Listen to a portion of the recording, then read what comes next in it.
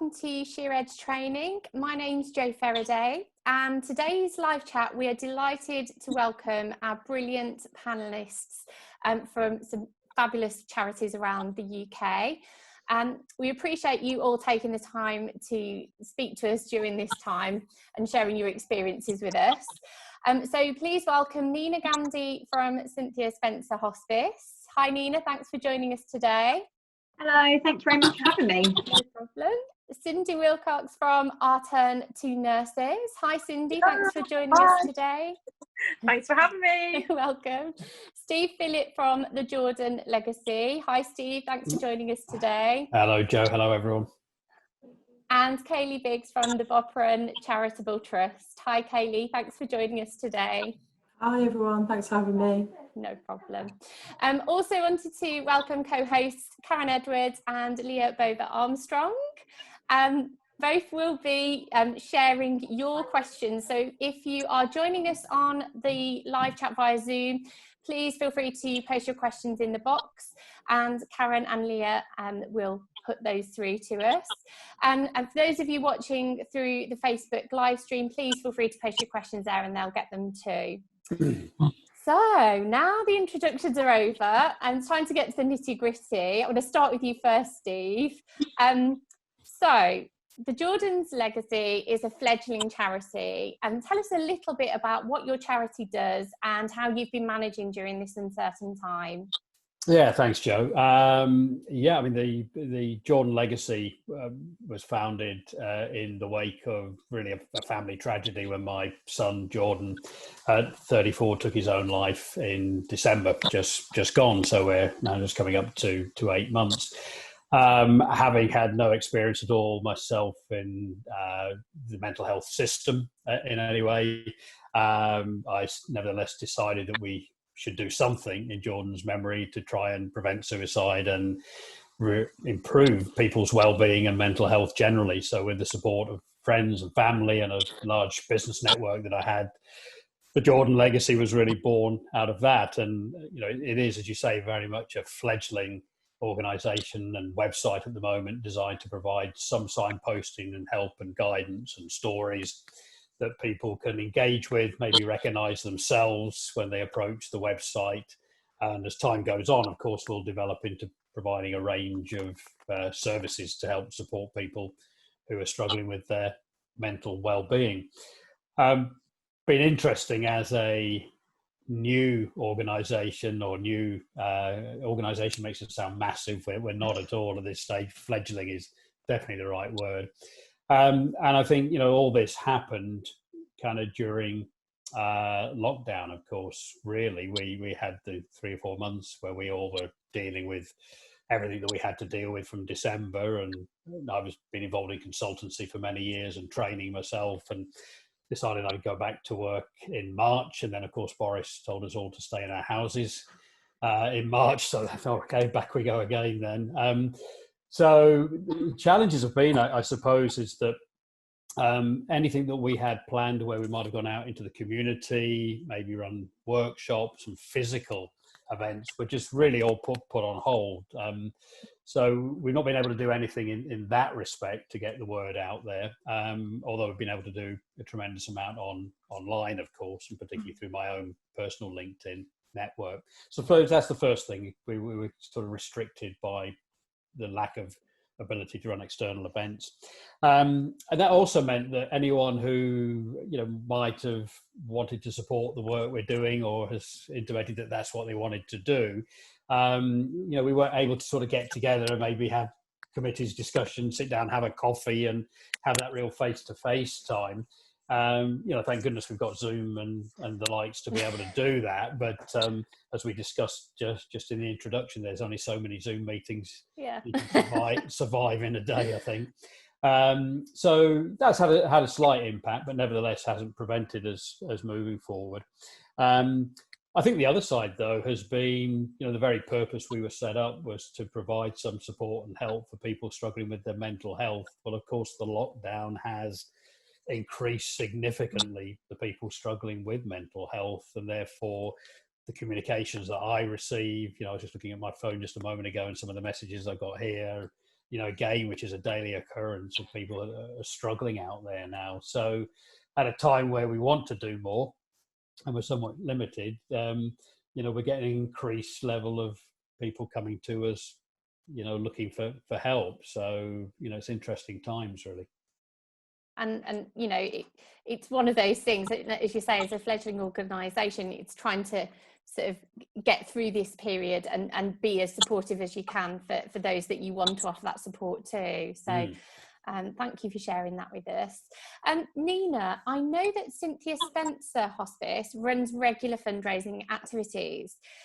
Have you delved into virtual events world today?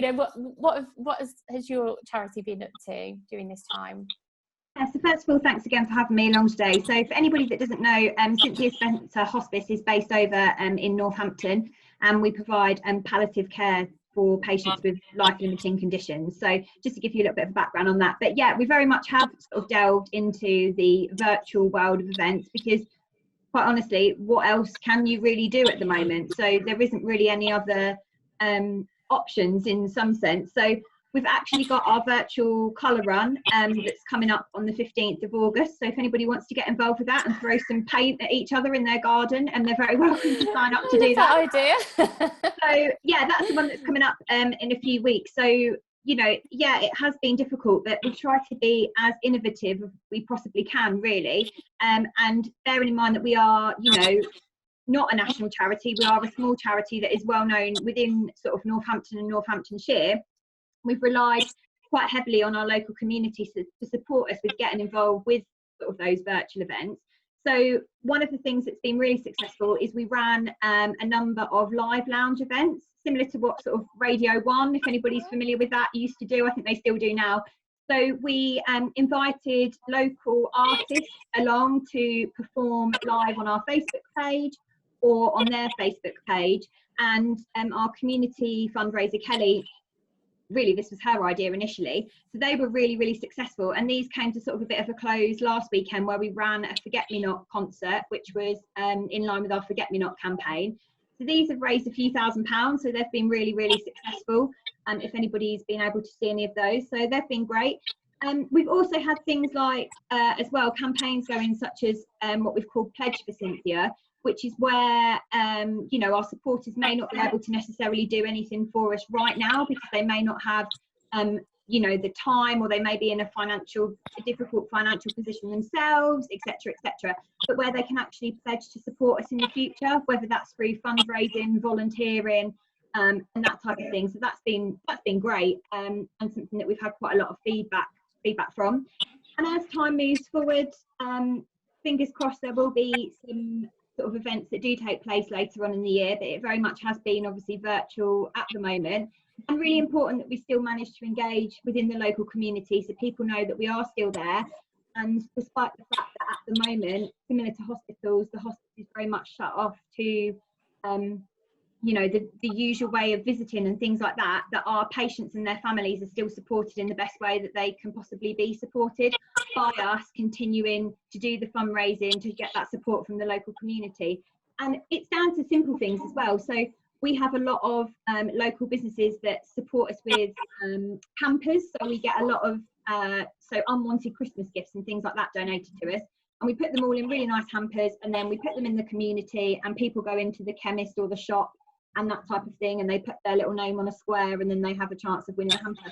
Now, that's something that even at the moment has had to go virtually, because people can't touch things as much and move things around as much. But we've even already in the past couple of weeks, when this is sort of relaunched again, raised a few £100s from that. So it's really just adapting the things that we normally do into a virtual way and be as innovative as possible. And things like the 2.6 challenge, that obviously was off the back of the London Marathon being, I don't know, cancelled at the moment, or still going ahead, who knows, from one day to another. But yeah, it's all about sort of the local community pulling together to making sure that, we are as innovative as we possibly can be, really. Well, it sounds like you've jam-packed full of virtual elements, and congratulations on adapting so effectively. So that's great. Thanks for sharing that, Nina. Kaylee, tell us about how the pandemic's affected your charity today, and what you've been up to. What's been happening?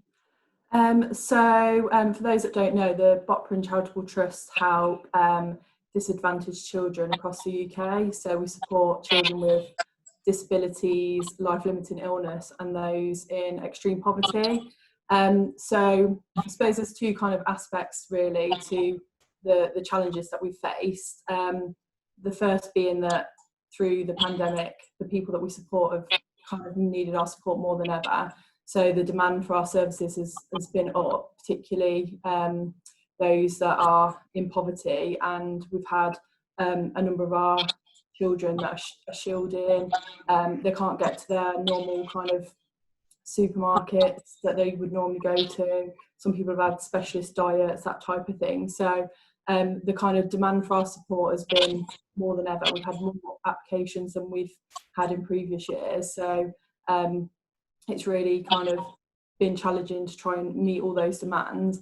And then on the kind of flip side of that, we've relied heavily on live events for fundraising, and even our donations predominantly come through live events. So obviously we haven't been able to do any of those, and we haven't been able to sell tickets for kind of future events that would happen later this year. So it's really kind of impacted our fundraising activity. So again, we've had to kind of turn to virtual events and kind of think a little bit out of the box, rely heavily on our social media and kind of online presence to try and push the message out there, so that people can know that we're still there to support them and to kind of bring in any fundraising that we can.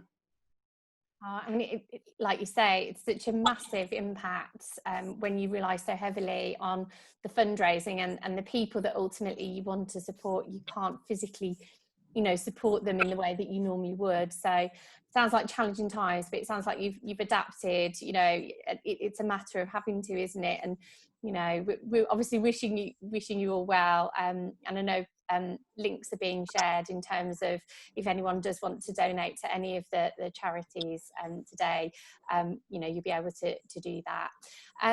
So Cindy, I know that you have been working as a key worker, as well as obviously your day job, what you normally do.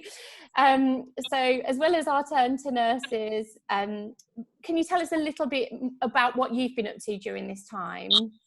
Yeah, so thanks for having me here. I just want to introduce you to both companies. So I'm a director of two companies, Our Turn to Nurse, like you said, and that involves placing nurses. And during COVID, we actually expanded to include HCAs into placements for obvious reasons.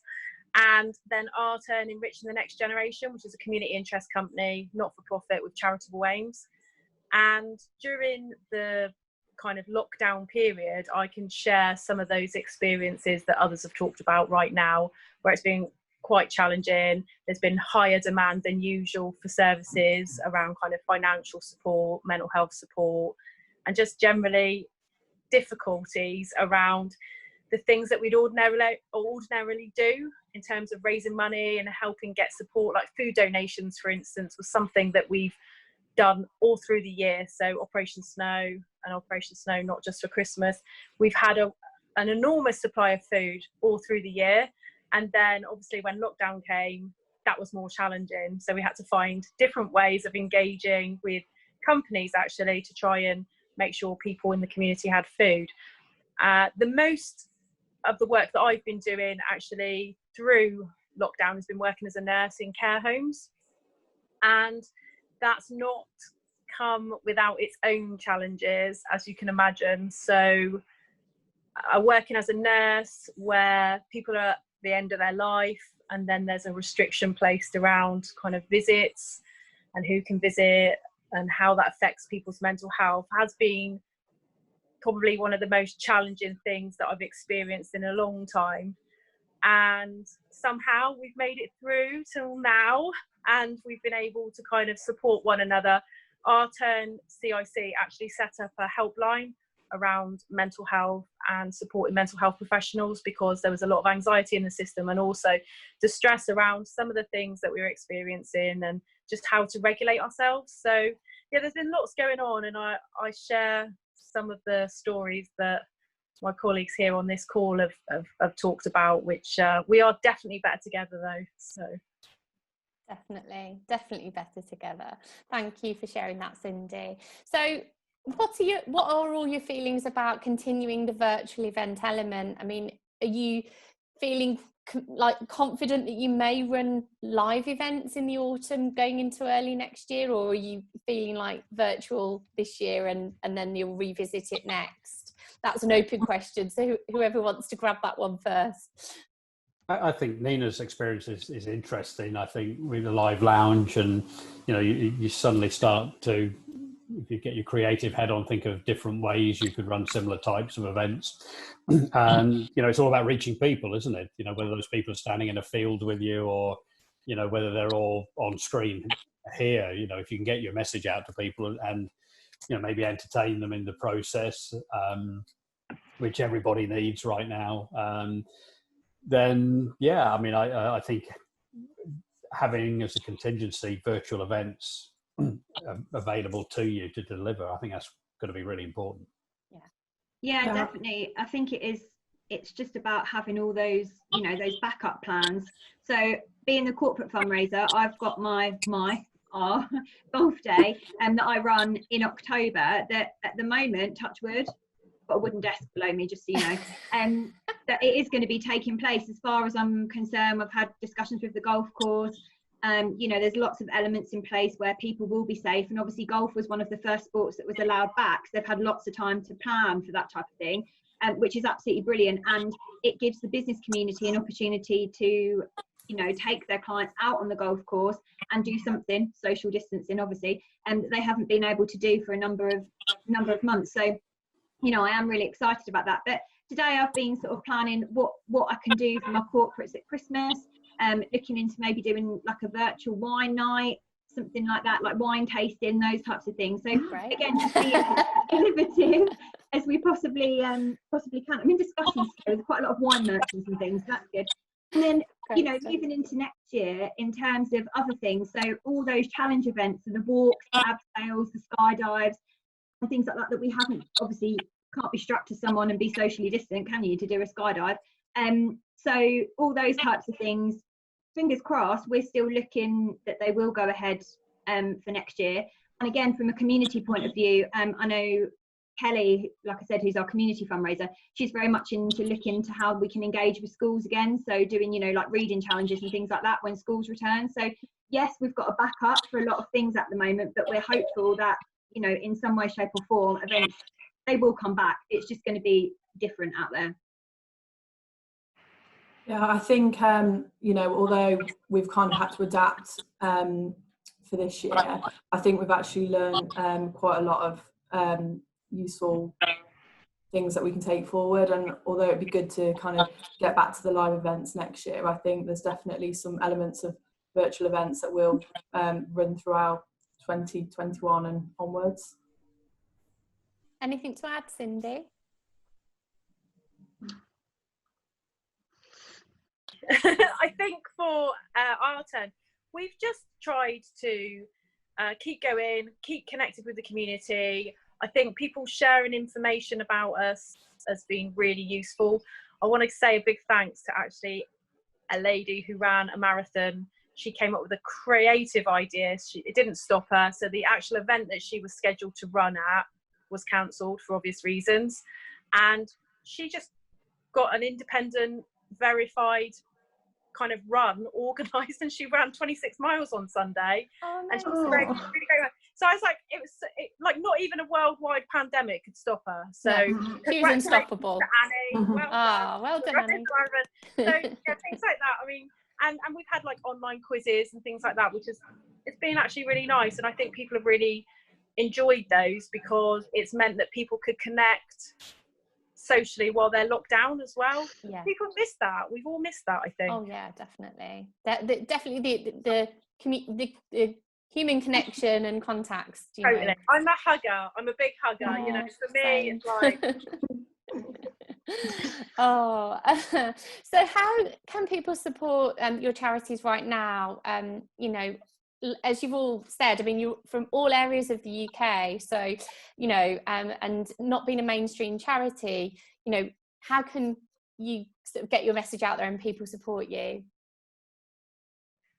I think for our turn, both the nursing and the CIC, I think it is about asking people to share what we do and share how we can add value to people's lives. Yeah. So I'm totally in love with love, as you know, Jo.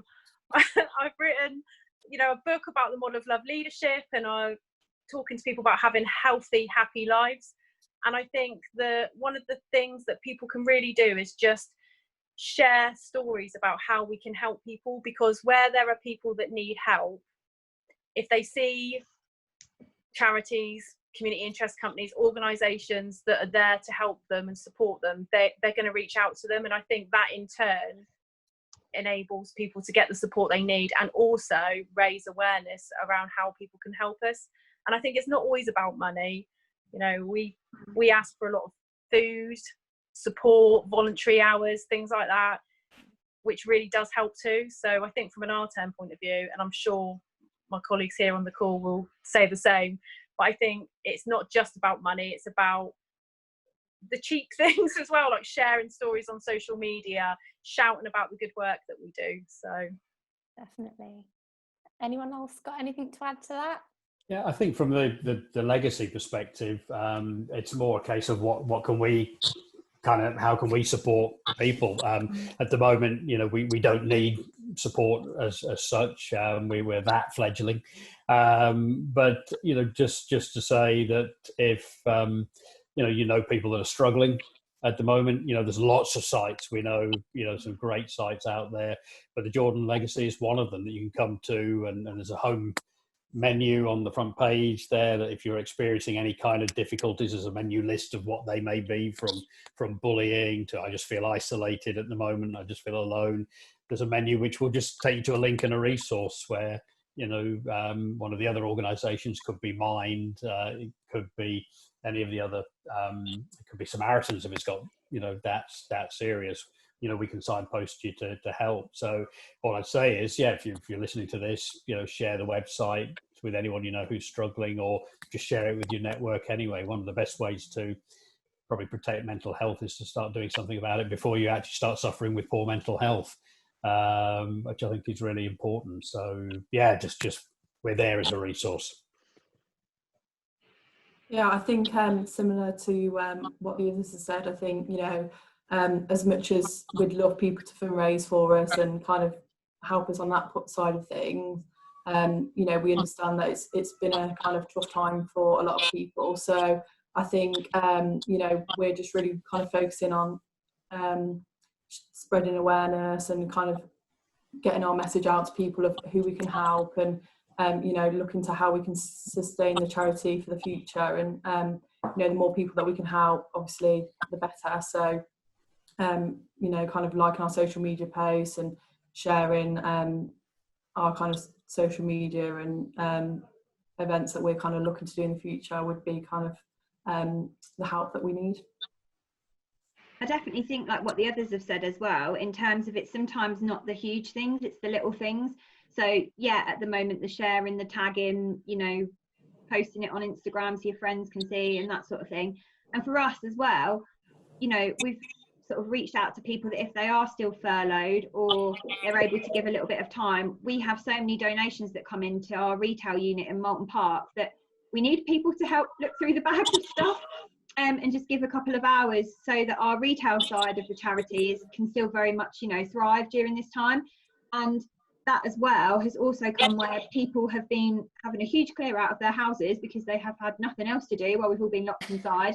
And now we're getting more and more donations in, which we're exceptionally grateful for. But again, that volunteering is so important to us. And we're in the position where quite a lot of our volunteers are in that older category where they're more vulnerable with the virus, so they're obviously not able to support so much at the moment, or you know, with all very sort of strict safety measures in place, if they do feel they want to.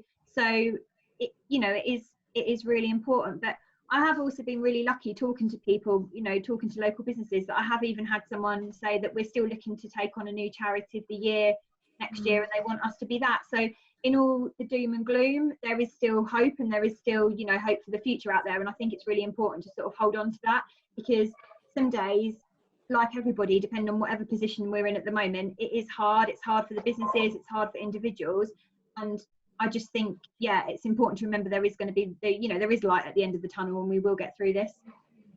Definitely. I think that's such an important thing to remember. And like you say, we have to think about the future and hope and move forward in that way. Thank you for sharing that, everyone. And we will be sharing your details. So if people do want to donate or get involved in any way, then they're able to do so. So that's my part of the live chat done. I'm going to hand over to Karen and Leah to ask any audience participation questions. Right, guys, are you ready? We've got quite a few questions for you. So some of them are a little bit on the more, let's say, darker side. So we're going to start light and breezy to start with, and then we'll get to we'll leave the taxing one to the end. So first of all, I wanted to say thank you for being so honest with us. It's really refreshing to hear honestly just how difficult it has really been for you. And I think that the people watching this will really appreciate how honest you've been in sharing your stories with us. So my first question is going to go to lovely Nina. Nina, it appears you've had quite a lot of success with your virtual events. Why do you think that is? And kind of how did you put the idea together for your virtual events? I think we were quite lucky in the sense that, as it sounds a bit strange really, but in the sense when we knew we were going into lockdown, and as a fundraising team, obviously very much supporting the hospice and knowing that they were going to be in an exceptionally difficult position as soon as that happened, we just got on Zoom calls from the beginning, and we started brainstorming ideas of the weird and the wackier. One I didn't mention earlier on, we did a thing called Caveman Corona, where we got the guys to grow their hair and their beards until the hairdressers, maybe just before the hairdressers opened, and some of them ended up shaving it in their garden. But I mean, that in itself raised well over £1,000 for us. Amazing. You know, I think we were we just kind of got on it, if that makes sense. Yeah. We knew what was happening, we knew what was in the diary for the rest of the year, and what might be affected really badly, because we didn't know what was going to happen. So yeah, as a team, we just got our heads together, and I think we were lucky in that sense that not that we got ahead of the game, because you know there was lots of other charities doing the same, but we just came up with ideas of, you know, how we could change things, and looking at, you know, what's been done in the past and adapting to different things. That was really it. And we still are trying to do this at the moment moving forward, but like I say, having a plan A as a virtual event and a plan B if we are allowed to be within a metre of each other, or you know, whatever it might be as it changes on a daily basis. Fingers crossed. Yeah, fingers crossed. Fingers crossed. Lovely, thank you for that. Right, so I'm going to ask Steve, how valuable has social media been to your charity? Huge, Leah. I think just to provide some context, prior to all that happened in December, for 10 years, my business had been social media training organisations globally, really, how to use social media, particularly in the business-to-business sector. So companies from FedEx to Toyota and Harley Davidson, lots of companies. So I was fortunate. I had a very well-established LinkedIn network, which has grown further still since then. So it's been critical. You know, one of the things I did very early was very open and honest to share our story and the experience in quite a raw way, really. You know, I'd always had quite an opinionated voice on LinkedIn, and that probably was going to be heightened even more given what had happened. So yeah, it's been huge because it's allowed me, you know, to reach people that you would never imagine reaching. You know, when you wake up in the morning and you look at your phone and there's an email from Ariana Huffington in the States to you, say she's seen your LinkedIn post and would like to support what you're doing. You go, oh, well, that worked then. So it's been absolutely massive in helping us get the message out there. Thank you. And so, Steve, that was quite handy then, your background, and a nice little start really into the start of the charity as well. So that's brilliant. Absolutely.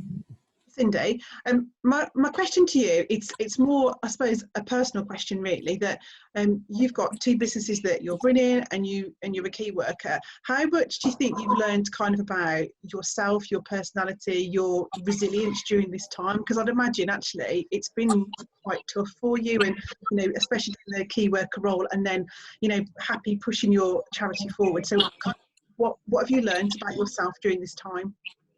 I think I've been a mental health nurse for 20 years and I'm trauma trained. So I'm EMDR trained. So lots of my work has been around managing risk and resilience and engaging with people and connecting with people. And I think in order to do that, you really have to try and find ways that keep you happy and healthy and robust, and know when you're not feeling that way, because the last thing you want to do is engage with people in a way where you can't offer them the support that they need. So I think I have a really good network that I know that I can draw on, and that's really important. I think the model of love leadership I talk about being based on love, I am absolutely in love with love and goodness and integrity and good intentions. And so the model of love leadership I talk about, it's an acronym actually. It's about leadership, how you conduct yourself as a leader of you. And then the LOVE stands for listening. So that's like listening outside, listening inside. What's your intuition saying? Knowing when not to listen at that kind of critical, blaming, negative, doubting voice that we all have that no one ever wants to talk about. And then ownership, kind of knowing your stuff and knowing who you're being in a conversation, knowing what's showing up, having a voice, not being afraid to use it, and knowing that other people have got a voice, not being afraid to use it. And then empowerment through engaging and education. And I think the biggest thing for me in terms of being healthy and happy through what's happened is being able to connect with people and knowing how to take care of yourself is really, really important. So I don't have emails on my phone, for instance. Remember the days that I do. But I don't. So I have to actually actively sit down at the laptop or whatever I'm working on and look for my emails. I don't really do instant in that way because I can't, because I put pressure on myself and doing different things. I have to be in the moment. So if I'm at a care home looking after someone, then I'm there. I can't be going through emails. I can't be doing that. So I think finding ways to kind of be resilient and connect with people and keep yourself happy and healthy is really important. You've got to come first, and then you can help other people. That's what I think. I love that. I love love. Yeah. That's all cuddly. I feel all cuddly now. Thanks. Right, so the next question I'm going to ask Kaylee. Have you seen a rise in people volunteering for your charity? Well, due to the circumstances, obviously, we haven't really been able to kind of utilise volunteers at the moment. We are kind of looking to roll out a programme of kind of volunteering once we can start getting back out into the community and back out to live events. So hopefully we will get some volunteers come forward for us in the coming months, but obviously throughout lockdown we haven't really been able to kind of use volunteers in a way that we would have previously. So the final question is for all of you really, so to answer in turn. Are you worried about the future of your charity? Are you concerned that it won't be here in a year's time, or are you positive, optimistic that actually you're going to survive? Well, actually, I'm concerned that it's going to be more needed than ever, particularly our charity with mental health at the moment. We're, I've said this a lot on social media. We're going to experience what I'm calling a third wave. People are expecting a second wave of the coronavirus. Well, we've got a third wave of mental health issues and increase in suicide that is going to happen. There's no question about it. So I suppose my concern is the opposite, that actually we're going to be even more needed than before, really.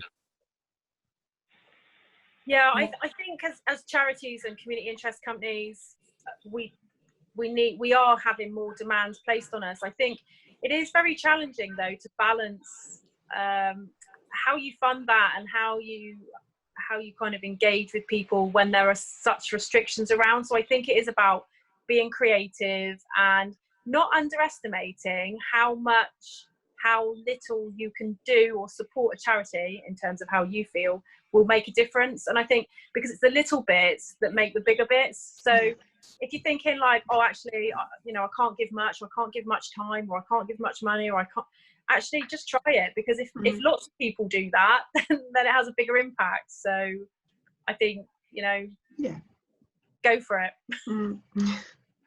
I definitely agree with what Cindy said as well, in the sense that, you know, like I said earlier, it's not always about the huge things, it's about the little things, and the little things all add up.